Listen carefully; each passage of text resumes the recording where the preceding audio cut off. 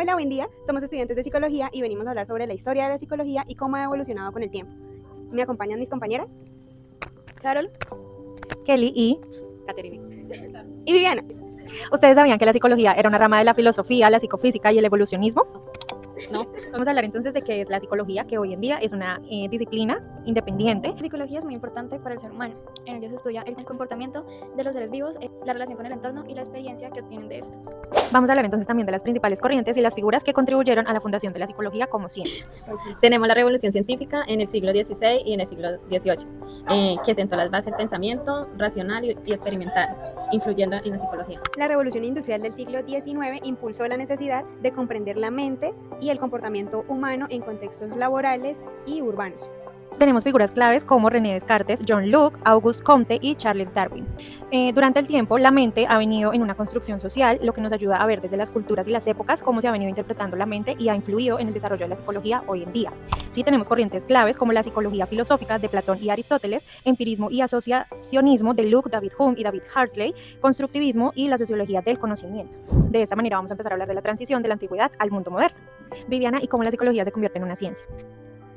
La psicología dejó de ser como filosófica, pasó de tener explicaciones míticas y filosóficas a una disciplina basada en la observación y en la experimentación. Tenemos unas figuras claves como Aristóteles y San Agustín, que Aristóteles primero estudió sobre la percepción y la memoria y San Agustín en la introspección como método de conocimiento. ¿Qué es introspección? Introspección es la observación y análisis de los propios pensamientos, emociones, conductas y estado de ánimo. ¿Ustedes saben quién fue el padre de la psicología? Sí, el padre de la psicología es Ludwig Wundt. Él fue el primer creador de un laboratorio de psicología experimental en 1879. Su método era la introspección experimental. Él creía que la psicología se basaba más en la conciencia y también en la psicología fisiológica. Y desde aquí se hace un antes y un después en la historia del desarrollo de la psicología porque se establecieron métodos científicos para estudiar la mente y la conducta. Y porque la psicología tiene raíces filosóficas. Antes de ser una ciencia, la psicología era parte de la filosofía, con pensadores como Kant, como Platón, Aristóteles, Descartes, Locke y Hume. Tenemos varios autores y aportes que ayudaron al enfoque médico-biológico en la psicología. ¿Sí? Entre ellos podemos empezar a hablar de Lametrier, que se ubica entre el año 1709 y 1751 y nos habla de que el materialismo mecanicista, argumentando que la mente es un producto del cerebro y que el ser humano funciona como una máquina. También tenemos a David Hartley entre el año 1705 y 1757, que fue el fundador del asociacionismo psicofisiológico y creía que los pensamientos y emociones eran resultados de vibraciones del sistema nervioso.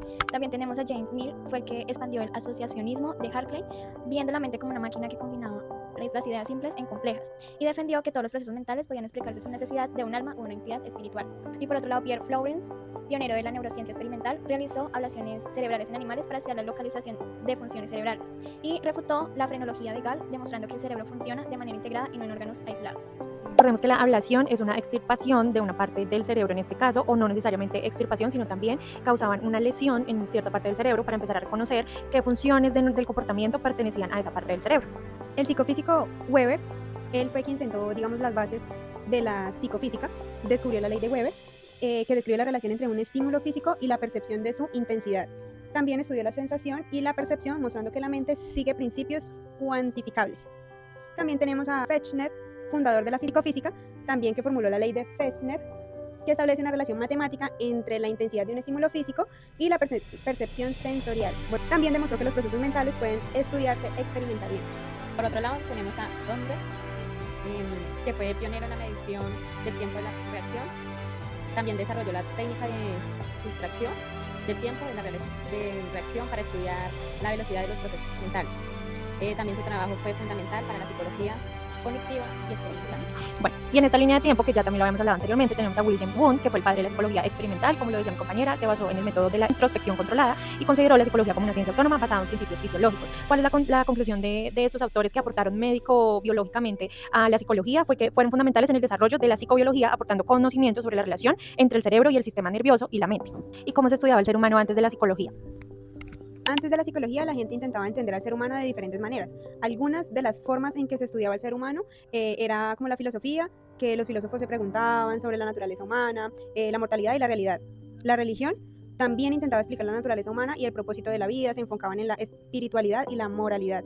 la medicina, los médicos se enfocaban en el cuerpo humano y trataban de entender cómo funcionaba. Sin embargo, no se enfocaban en la mente o en el comportamiento. También en la literatura y en el arte, los escritores y artistas intentaban capturar la esencia humana a través de sus obras. Se enfocaban en la experiencia subjetiva y las emociones. Sin embargo, estas formas de estudio tenían limitaciones. No había una forma sistemática pues, de uno explicar realmente el comportamiento humano. Es decir, que anteriormente se daban explicaciones eran míticas y filosóficas de, por ejemplo, la mente humana y su comportamiento. Tenemos también unas posturas filosóficas que es importante mencionar, como el empirismo, que decía que la base del conocimiento es la experiencia. Dentro del empirismo tenemos autores importantes que nos dice que todo conocimiento proviene de la experiencia sensorial. Dentro de este término tenemos los representantes que son John Locke, que dice que la mente es una hoja en blanco, una tabula rasa, ¿sí? Es decir, una pizarra totalmente en blanco cuando nacemos, que se va llenando a medida que vamos creciendo con las experiencias que vamos viviendo en el día a día. También está David Hume, que todo lo que sabemos se basa en la observación y la asociación de las ideas, y George Berkeley, que dice que la realidad depende de lo que percibimos. Sí, ya es algo más, o sea, todo se basa en que el conocimiento depende de la experiencia que tiene cada ser humano. Por otro lado, tenemos al positivismo, donde nos indica que solo es válido el conocimiento basado en hechos observables. Su máximo representante es Auguste Comte, donde él propuso que la sociedad y la mente deben estudiarse científicamente, rechazando explicaciones metafísicas. Es decir, que el empirismo y el positivismo de alguna manera se contradicen, porque el uno nos dice que el conocimiento se obtiene en base a experiencias sensoriales, y el otro, que es el positivismo, ya solamente parte de que el conocimiento tiene que basarse en los hechos que sí podemos primero observar, que son tangibles para nosotros y que por ende se pueden de alguna manera comprobarse. Ahora tenemos el estructuralismo, que es el que busca analizar la estructura de la mente, dividiéndola en sus elementos básicos como las sensaciones, emociones y pensamientos. Uno de sus principales representantes fue Wilhelm Wundt, que fue el que fundó el primer laboratorio de psicología y usó la introspección experimental. Otro que podríamos mencionar es Edward Titchener, que refinó el método y propuso que la mente se podía estudiar como la química estudia los elementos. Y aquí sí se puede relacionar esta postura con el empirismo y el positivismo. En el empirismo tenemos métodos empíricos como la observación y la introspección controlada. En el positivismo, él buscaba medir y analizar la mente científicamente. Entonces, para concluir, podemos resumir las relaciones entre cada una de estas posturas que hicieron parte importante de la historia de la psicología, que nos dice que el empirismo entonces influyó en todas las corrientes al destacar la importancia de la experiencia y la observación. Tenemos el positivismo, que reforzó la idea de que la psicología debía ser una ciencia basada en hechos medibles, sí que se pudiera comprobar, y luego viene el estructuralismo, que intentó analizar la mente siguiendo las ideas empiristas y positivistas, terminando en el funcionalismo, que amplió más el enfoque. El funcionalismo ya no se centró en estudiar los objetos en forma de estructuras o por partes, sino en un todo, en completo. Ya, y así básicamente podemos concluir que la historia es importante para poder entender cómo surge la psicología como una ciencia y una disciplina independiente de la filosofía, la psicofísica, que era lo que mencionábamos al inicio del podcast.